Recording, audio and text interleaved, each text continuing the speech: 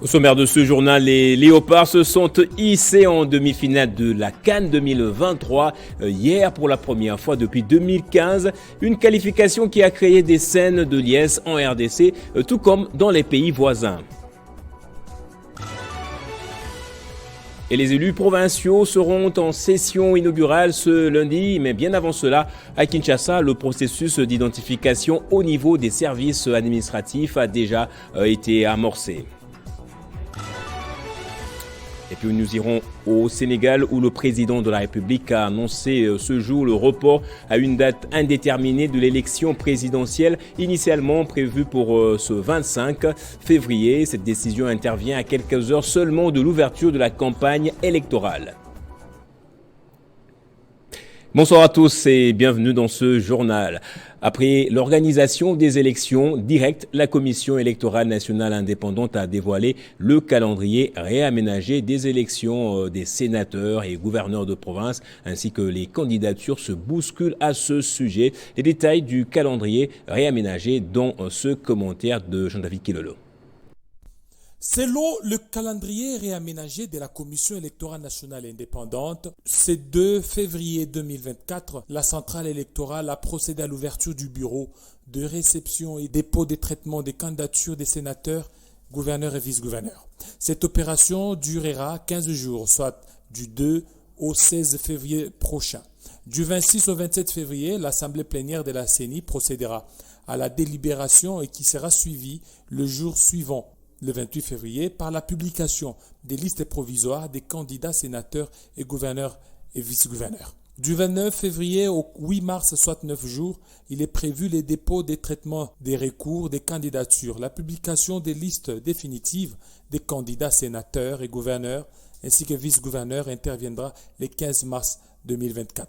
La campagne électorale pour l'élection des sénateurs est prévue du 27 au 29 mars, alors que les scrutins se tiendront le 31 du même mois. Pour l'élection des gouverneurs et vice-gouverneurs, la campagne électorale interviendra le 3 avril et prendra fin le 5 avril prochain. Le 7 avril prochain seront organisés les scrutins des gouverneurs et vice-gouverneurs dans les 26 provinces que compte la République démocratique du Congo. Et la validation du pouvoir des députés nationaux était le sujet à l'ordre du jour au cours de la plénière de vendredi à l'Assemblée nationale. Le président du bureau d'âge de la Chambre basse du Parlement a donc mis sur pied 26 commissions pour cette fin. Focus dans ce reportage sur la participation de Fifi Masuka. La session extraordinaire de la nouvelle législature poursuit son cours sous l'égide du bureau d'âge chapeauté par Christophe Mosso. La plénière de vendredi 2 février a porté sur la validation du pouvoir des élus nationaux à la lumière de l'article 114 de la Constitution, alinéa 1. La présence de la gouverneure du Lualaba et des députés nationaux de sa plateforme politique était encore remarquable. Dès son arrivée au Palais du Peuple, Marie-Thérèse Masuka Saini a encore attiré l'attention. Le président du bureau d'âge a annoncé la mise sur pied de 26 commissions sur base des 26 provinces que compte la RDC. Elles auront entre autres pour tâche de vérifier les dossiers individuels des élus. Le doyen des députés nationaux du Congo-Kinshasa a donné 5 jours de travail aux commissions qui devront présenter leur rapport. Les animateurs de ces commissions seront assistés des membres des services de l'administration de l'Assemblée nationale. Mbosoko Diampuanga a invité ses collègues à la régularité, la ponctualité et à l'assiduité pour s'acquitter de leurs devoirs constitutionnels. Au sortir de l'hémicycle, la gouverneure Masuka Saini avait encore du mal à quitter le lieu. Plusieurs compatriotes n'ont cessé de lui exprimer leur sympathie. Ce qui convient d'affirmer que l'ampleur de la mise en œuvre de la vision Tshisekedi par Marie-Thérèse Masuka Saini force l'admiration même en dehors de la province du Lualaba. Et je le disais dans le sommaire, les nouveaux élus de la ville de Kinshasa ont entamé le processus d'identification au niveau des services administratifs de cet organe délibérant. Cette démarche administrative intervient en prélude de l'ouverture de la session extraordinaire à l'Assemblée provinciale de Kinshasa le lundi 5 février prochain. L'ouverture de la session inaugurale est conforme aux dispositions de l'article 12 du règlement intérieur de l'Assemblée provinciale de Kinshasa, mais aussi de l'article 15 de la loi du 31 juillet 2008 portant principes fondamentaux relatifs à la libre administration de province. Parlons à présent de cette sortie officielle, la sortie officielle de la dynamique Bahati du Congo, une structure politique qui soutient les idéaux de l'actuel président du Sénat, Modeste Bahati Lukwebo.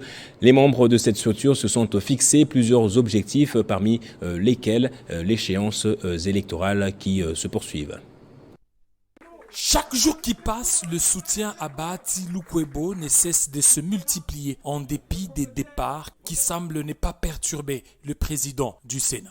En ce jour, c'est la dynamique Bahati Lukwebo de se réunir dans ce forum des baptistes du Congo avec comme objectif de réfléchir pour lutter contre ce paradoxe existant entre la RDC, un pays riche, mais la population pauvre. Comment résoudre cette équation? Un pays où le monde a tout mis, mais malheureusement avec un peuple qui est parmi les peuples les plus pauvres du monde. Nous devons casser ce paradoxe. Nous devons faire de sorte que le peuple qui nous regarde puisse se dire oui, nous avons eu raison de suivre ces messieurs et ces dames, parce que ces messieurs et dames cherchent notre bonheur.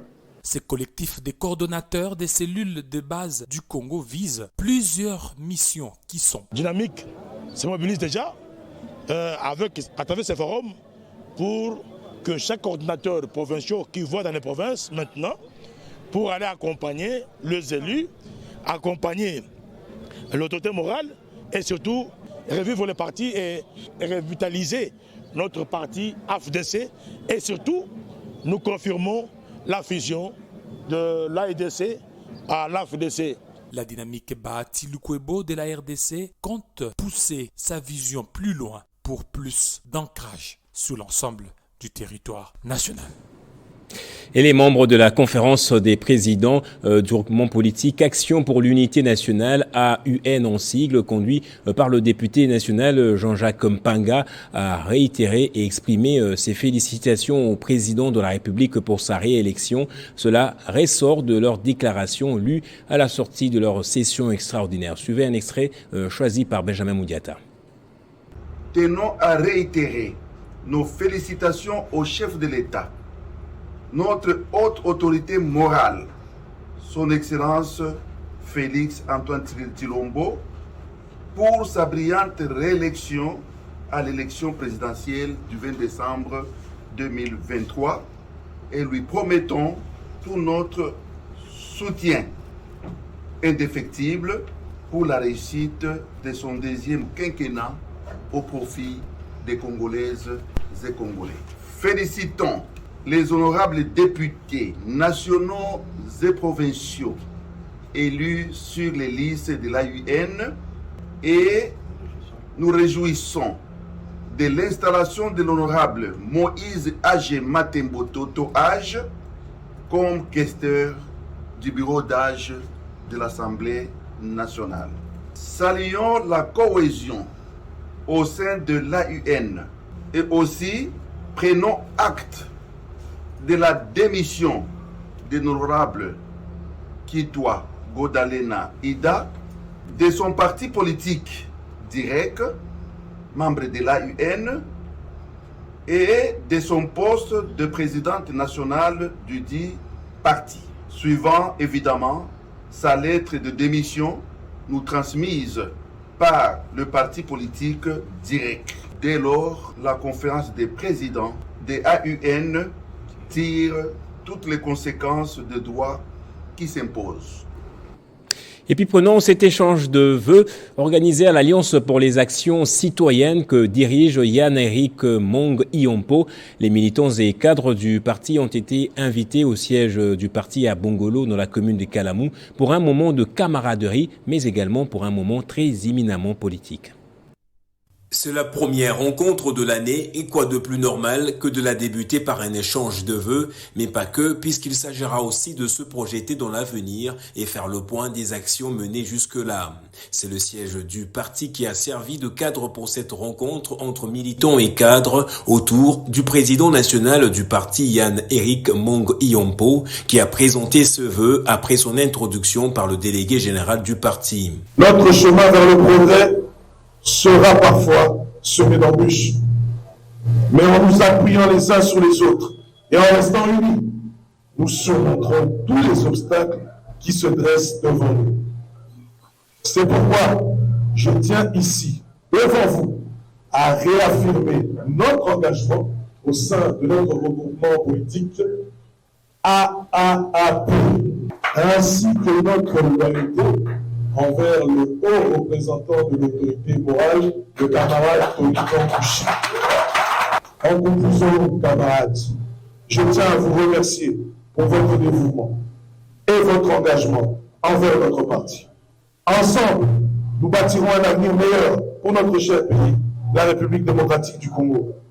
Je saisis cette occasion afin de vous renouveler mes vœux de bonheur, de santé et de réussite pour vous ainsi que tous vos proches. Le processus électoral a été donc au centre de cet échange. L'Alliance pour les actions citoyennes poursuivra sans cesse ses nouveaux objectifs, notamment celui d'accompagner la vision du chef de l'État après avoir contribué suffisamment à sa réélection. À tous nos militants, nous demandons ce jour d'être redynamisés.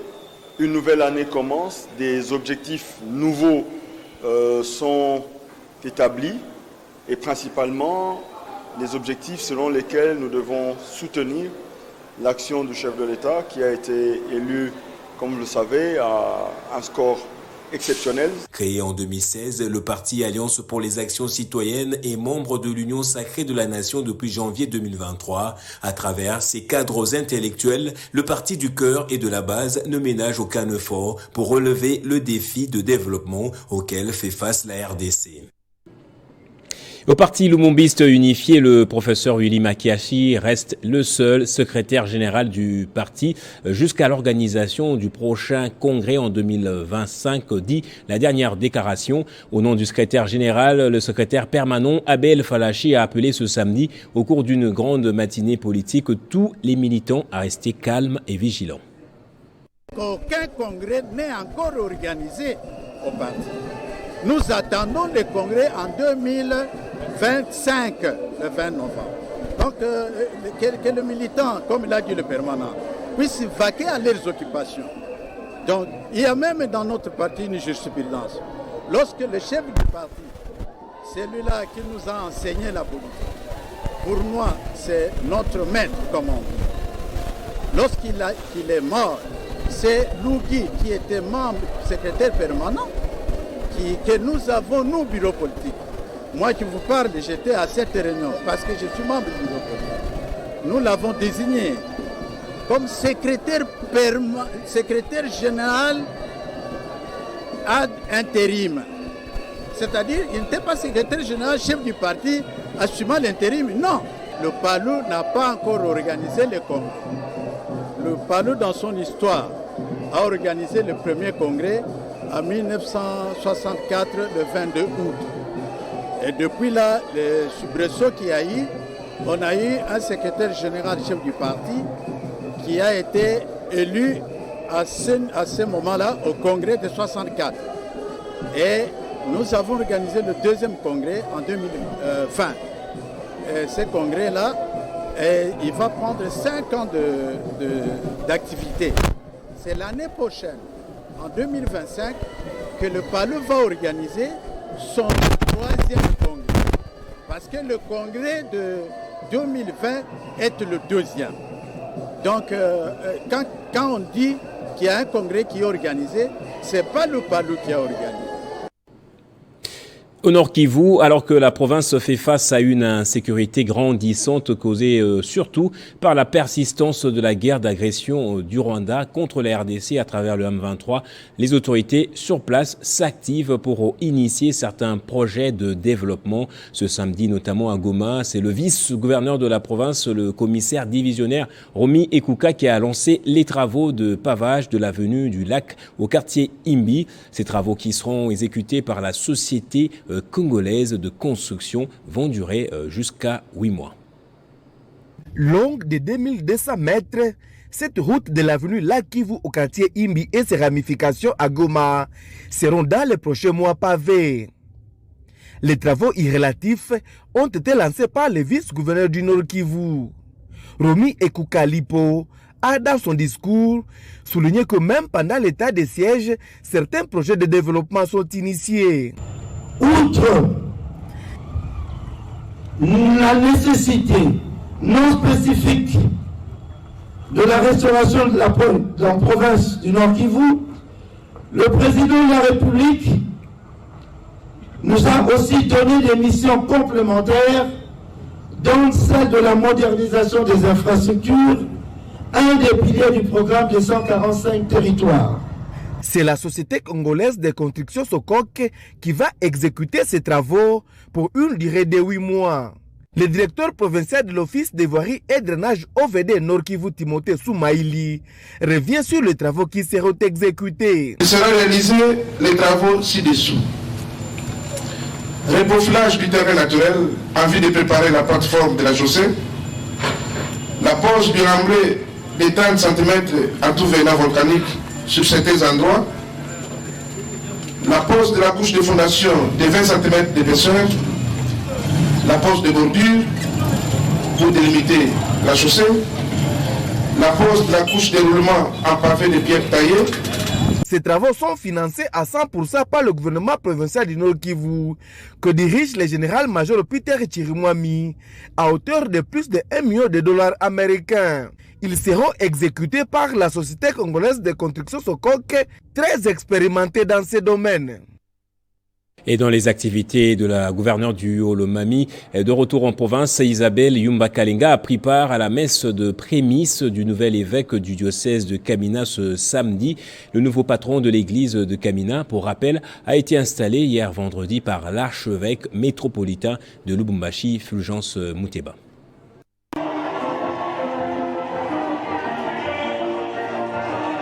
Catholique pratiquante, Yumba Kalenga Mushimbi Isabelle, gouverneur de la province du Haut-Lomami, a pris part active à la prémisse du nouvel évêque du diocèse de Kamina, Monseigneur Léonard Kakouji, à la paroisse Regina Pakis, c'est samedi 3 février 2024. Une messe agrémentée par la chorale INI qui, à travers ses chansons, traduit la joie d'accueillir ces nouveaux pasteurs longtemps attendus. Dans sa prédication, le prélat de Kamina a invité chacun à mettre Dieu au centre de toutes choses. Cette étape terminée est venu le moment de l'offrande où la gouverneure de province, Isabelle Yumba Kalenga Mushimbi, a offert à Dieu signe de reconnaissance envers son Créateur. Toutes les parties constituant la liturgie ecclésiastique étant épuisées, Léonard Kakouji, évêque du diocèse de Kamina, a de manière très particulière remercié l'autorité provinciale pour toutes les actions menées en faveur de l'Église. À vous, maman gouverneur du Haut-Lomami, je vous dis sincèrement merci. Au nom de tous les dévots à la Sainte Vierge Marie, pour votre souci à réhabiliter notre domaine marial, que la Sainte Vierge garde sur vous un œil maternel. A regagné son bureau pour d'autres fins.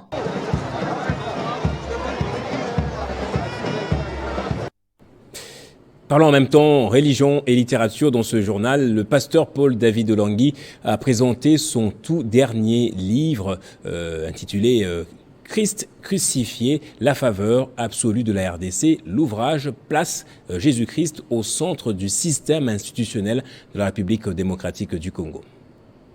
Christ crucifié, la faveur absolue de la République démocratique du Congo, l'Afrique avant et après la connaissance de Jésus-Christ et les livres du pasteur Paul David Olangui présentés au public en ce jour. Devant un parterre des hommes de Dieu, pasteurs, évêques, prophètes, tous sont venus pour rendre grâce à Dieu pour cet ouvrage combien important. Et saisissant l'occasion, l'évêque général Ejibaya Mapia et Albert Kankienza Mwanambo ont baptisé cet ouvrage en le recommandant entre les mains du Seigneur. Je verse ces quelques gouttelettes d'eau sans avoir l'esprit d'abîmer les livres, mais juste, il y a un symbole de dire que toi, ce livre, Christ crucifié, valeur absolue pour la République démocratique du Congo, va plus loin. Cet ouvrage permettra aux Congolais de se consacrer à Dieu et à donner toute leur vie à Christ. À travers cette pensée que l'humanité a été rachetée, sauvée, purifiée, délivrée et qui a été ramenée dans la présence de Dieu. Voilà pourquoi nous sommes heureux que cette pensée nous ait été donnée et nous croyons qu'elle va impacter cette nation.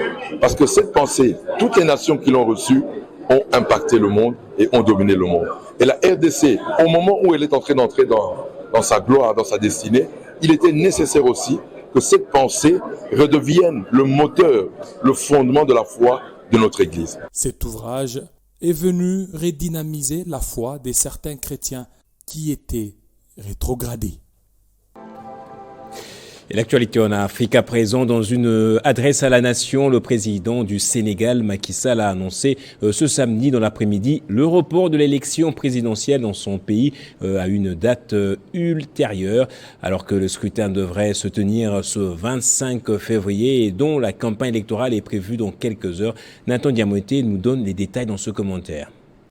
C'est une décision qui intervient juste à quelques heures du lancement de la campagne électorale pour les scrutins présidentiels au Sénégal, prévu en principe pour le 25 février prochain sur décret du 23 novembre 2023 signé par lui-même, le président sénégalais. Au cours de son discours à la nation ce samedi, Macky Sall a fait savoir à son peuple avoir abrogé ces décrets après la mise en place d'une commission parlementaire enquêtant sur 2 juges du Conseil constitutionnel dont l'intégrité dans le processus électoral est contestée. Signé le décret 2024-106 du 3 février 2024 abrogeant le décret 2023-2283 du 29 novembre 2023 portant convocation du corps électoral. Pour ma part, mon engagement solennel à ne pas me présenter à l'élection présidentielle reste inchangé. Enfin, j'engagerai un dialogue national ouvert afin de réunir les conditions d'une élection libre, transparente et inclusive dans un Sénégal apaisé et réconcilié. C'est une première depuis les années 60 que l'élection présidentielle au suffrage universel direct est reportée dans ces pays de l'Afrique de l'Ouest. Après avoir fixé l'élection pour le 25 février, le chef de l'État sénégalais avait également promis de rendre début avril, le pouvoir au prochain président élu lors de ces scrutins. Macky Sall avait déjà annoncé en juillet 2023 qu'il ne serait pas candidat à un nouveau mandat après avoir régné pendant 12 ans à la tête du pays, lui qui a été élu en 2012 pour 7 ans et réélu en 2019 pour 5 ans.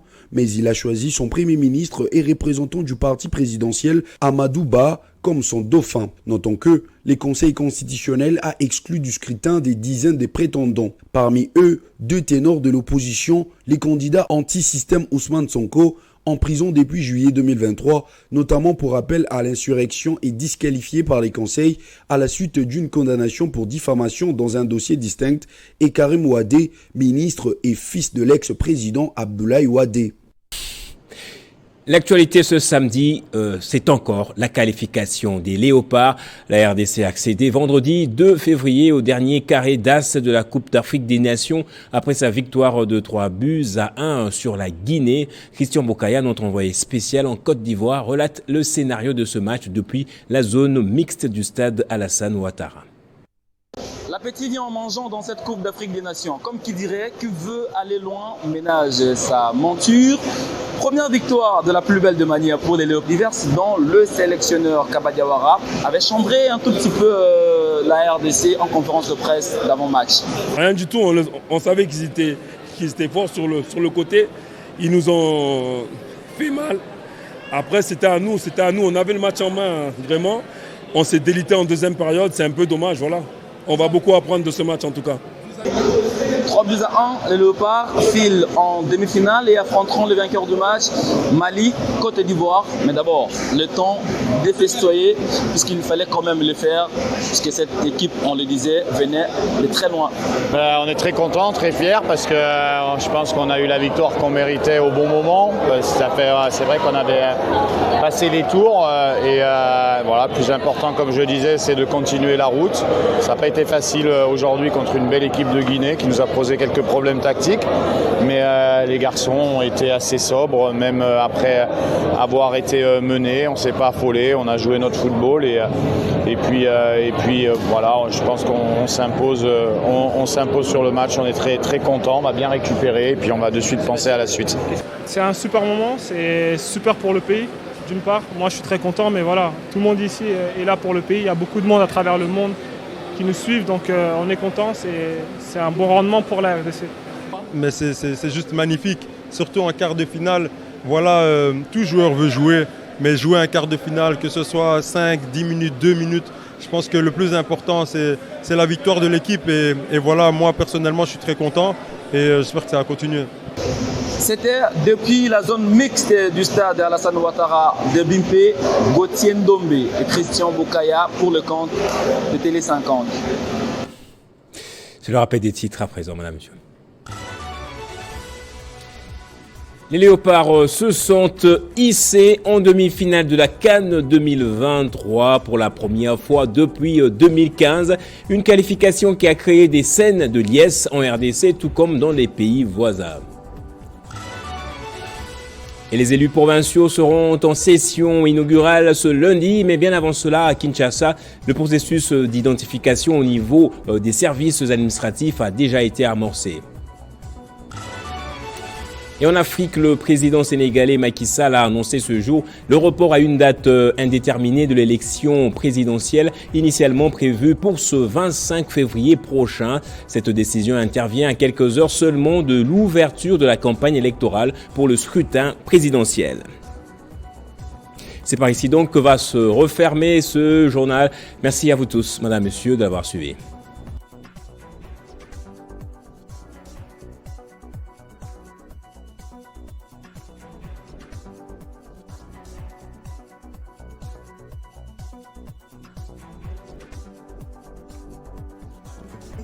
Retrouvez toute l'actualité en continu sur www.tele50.cd.